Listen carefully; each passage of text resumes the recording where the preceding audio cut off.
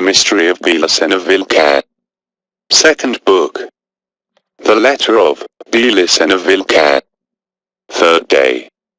The cultural pact, over which the swarthy Atlantans based their alliances, was on its part, essentially different to the pact of blood.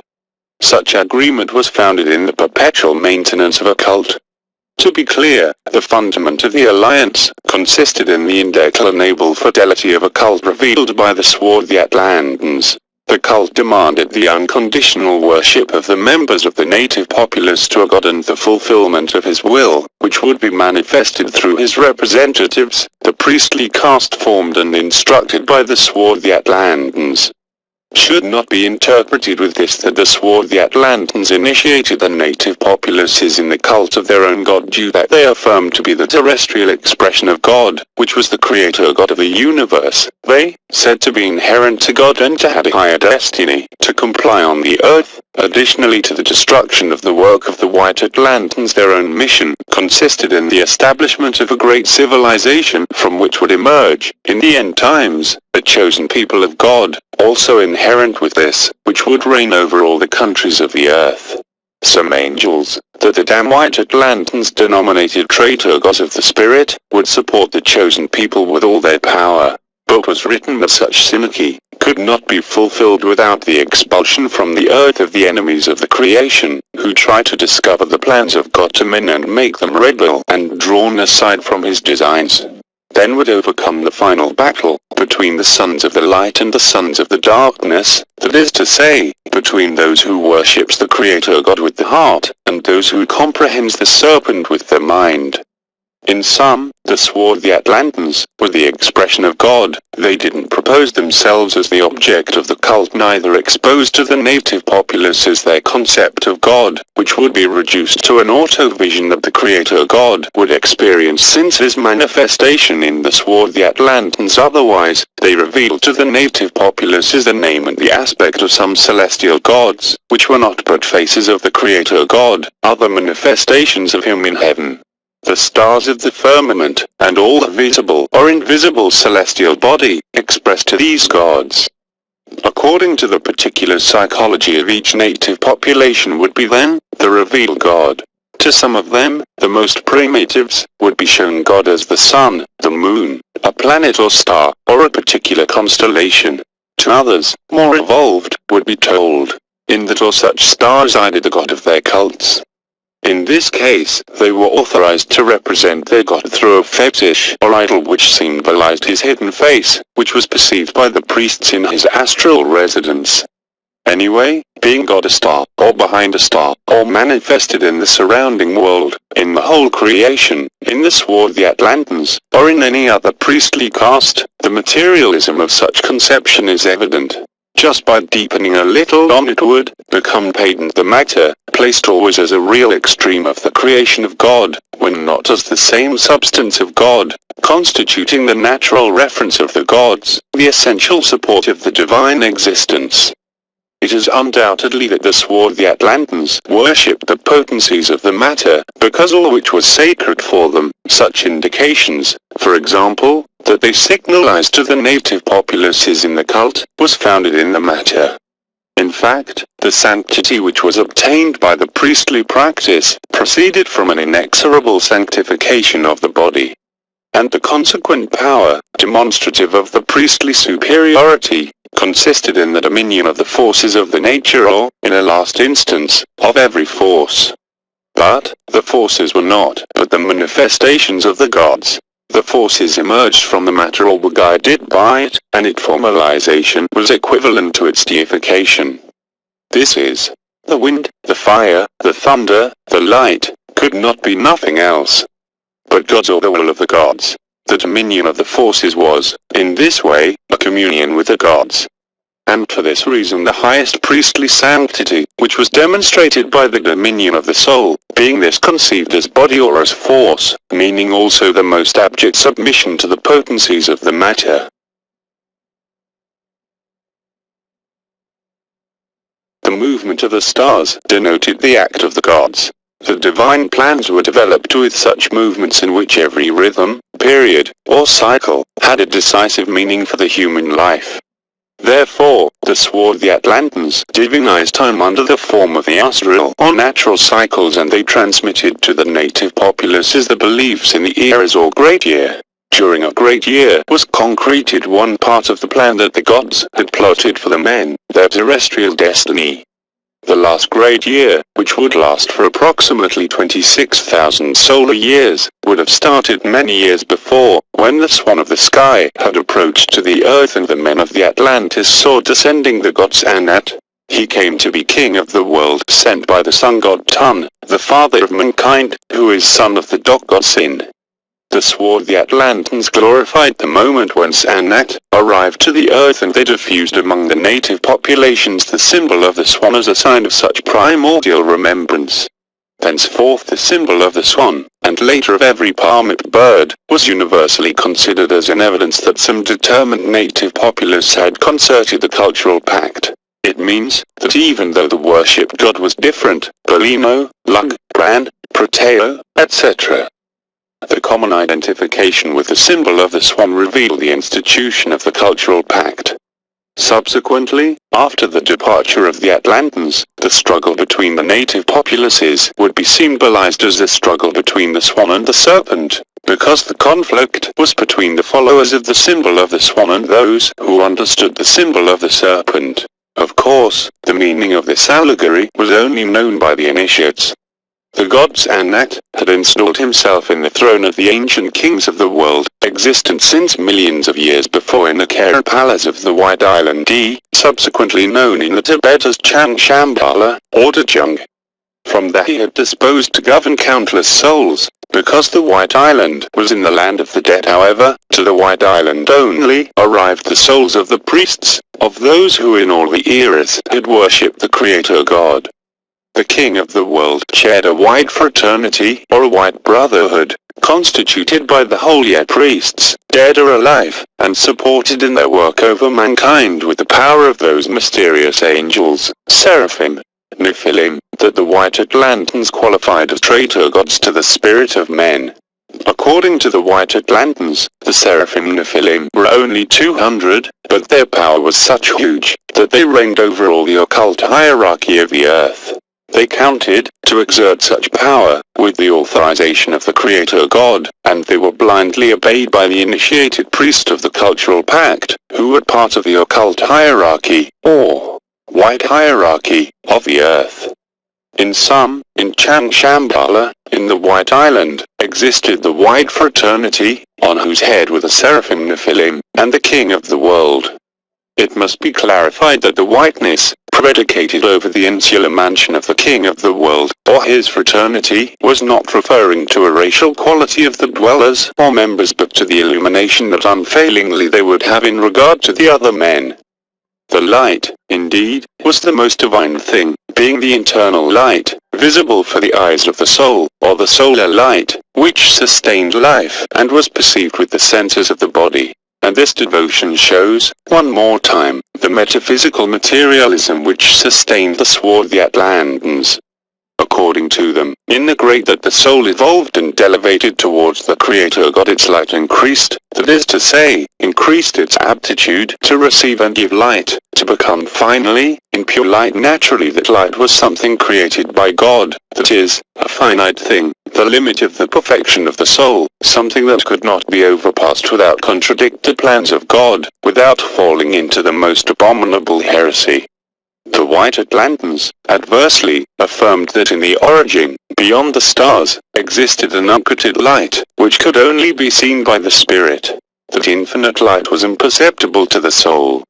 However, although invisible, before it the soul felt as facing the most impenetrable blackness, an infinite abyss, and remained plucked in an uncontrollable horror. And that was, because the unlimited light of the spirit transmitted to the soul the intuition of the eternal death in which it, as every created thing, would end its existence at the end of a super great year of manifestation of the Creator God, one Mahamanvantara. Hence, the whiteness of the fraternity, to which belonged the swarthy Atlantans, not proceeded from the color of the skin of their members, but from the light of their souls. The white fraternity was not racial but religious. Its rows were nourished only by initiated priests, who occupied always a fair place, according to their devotion and obedience to the gods. The blood of the living had a relative value for them. If with their purity they maintained themselves attached to the alive native populace, then they would have to preserve it. Moreover, if the protection of the cult required of the miscegenation with other population, it could be degraded with no problems. The cult would be the axis of the existence for the native populace, and all would be subordinated to it in importance. All, at the end, should be sacrificed by the cult. In first place, the pure blood of the allied populaces of the White Atlanteans was part of the mission, a duty of the cultural pact. The spilled pure blood produced join the gods, and they claimed their offerings. For this reason the initiated priests had to be sacrifice of the pure blood. They had to exterminate the wise warriors or destroy their genetic legacy. They had to neutralize the pact of blood. I have described hitherto the main characteristics of both pacts. I couldn't avoid the employment of obscure or unusual concepts, but you will have to comprehend, appreciated doctor, that I don't have the necessary time to enter in major details.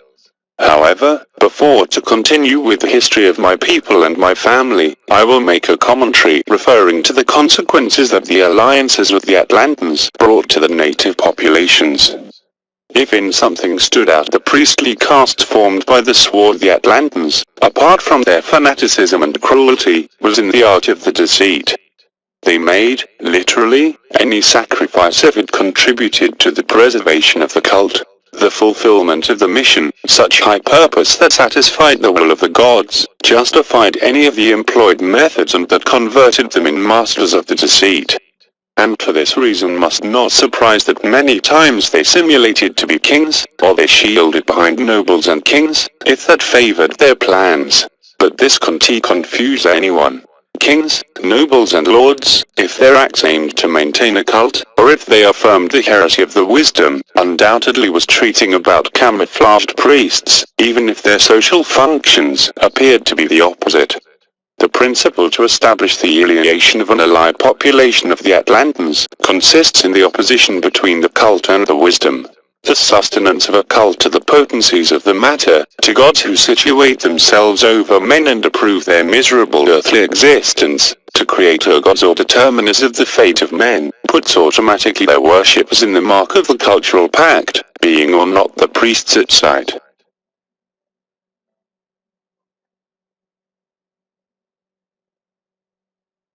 On the contrary, the gods of the White Atlantans required nor cult nor priests.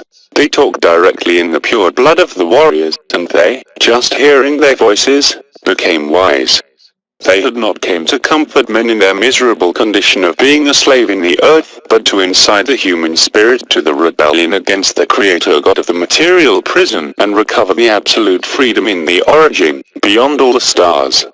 Here would be always a servant of the flesh, condemned to the suffering and pain of life. There would the God who was before, such powerful as all. And, of course, would be no peace for the spirit while the return towards the origin was not fulfilled. Meanwhile the original freedom was not reconquered. The spirit was a stranger in the earth and prisoner of the earth, except for the one who was asleep, confused in an extreme loss, bewitched by the illusion of the great deceit. In the earth the spirit only could be permanently manifested in war against the potencies of the matter that had him prisoner. If the peace was in the origin, here could only be war for the awake spirit, that is to say, for the wise spirit, and the wisdom could only be contrary to every cult that obeyed men to bow down before God. The creator gods never talked about peace, but of war and strategy. Hence, the strategy consisted to be in an alert state and preserve the site agreed with the White Atlantans, until the day in which the operation theater of the essential war be transferred again to the earth. And this was not peace, but the preparation for the war. But to comply with the mission, the pact of blood maintains people in an alert state that demanded some technique, a special way of life that allowed them to live as strangers in the earth. The White Atlantans had transferred to the native people a similar way of life. Many of its guidelines would be actually incomprehensible. However, I will try to expose the most evident principles in which it was based to achieve the proposed objectives, simply concerned to three concepts: the principle of occupation, the principle of the enclosure, and the principle of the wall.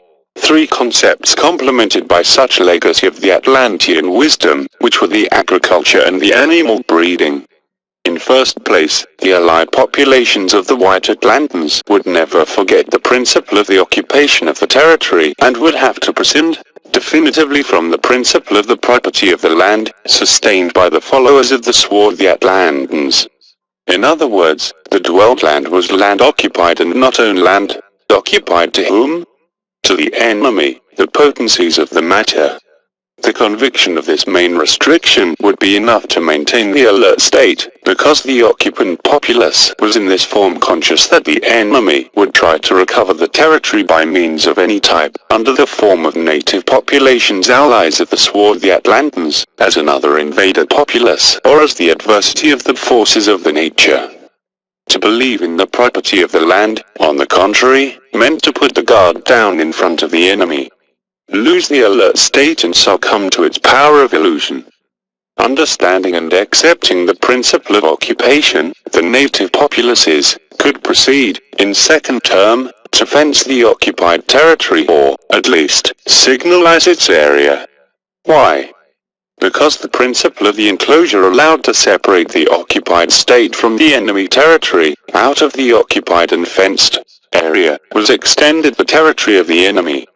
Only then, when was disposed of an occupied and fenced area, was possible to sow and realize the production of the land. In fact, in the strategic way of life inherited of the White Atlantans, the native populaces were obeyed to act according to a strict order, that no other principle allowed to alter. In third place, after the occupation and fence, only then could be practiced the cultivation. The reason of this stringency was the capital importance that the White Atlantans attributed to the cultivation as an act able to liberate the spirit or increase the slavery to the matter. The correct formula was this: if a population of pure blood realized the cultivation over an occupied land, and not forgetting that the enemy remained outside, thereupon, inside of the fence, would be free to elevate the spirit and acquire the highest wisdom. On the contrary, if the land was cultivated believing on its property, the potencies of the matter would emerge from the earth, and would cease from men, and would integrate them to their context, converting them in an object of the gods. In consequence, the spirit would suffer a worse fall in the matter, accompanied with the most harmful illusion, because he would believe to be free on its property when would only be a piece of the organism created by the gods. Who cultivates the land, without occupying and fencing it previously, would feel to be his owner or would want to be, and would be devoured by the regional context and experience the illusion to be part of it. The property implies a double relation, reciprocal and inevitable. The property belongs to the owner in the same way that he belongs to the property. It is clear, could not be possession, without a previous, pertaining to the property that would be appropriated later. But, who feels to be part of the earth, would remain unguarded before the illusion power of the enemy. He would behave as a stranger in the earth, as the spiritual man who cultivates the strategic enclosure, because he would root and love the earth. He would believe in the peace and he would aspire such illusion. He would feel a part of the nature and would accept that the whole is work of the gods. He would walk in his home and would be astonished due to the greatness of the creation, which surrounds him everywhere.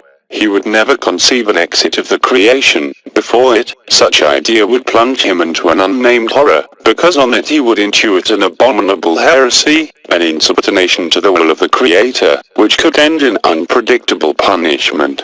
He would submit to the destiny, to the will of the gods who decides it, and would worship them to gain their favor or to appease their wrath. He would be softened by the fear and would have no force, not enough to oppose to the gods, not even to fight against that anemic and animal part of himself, but neither to achieve that the spirit dominate it in becoming the lord of himself.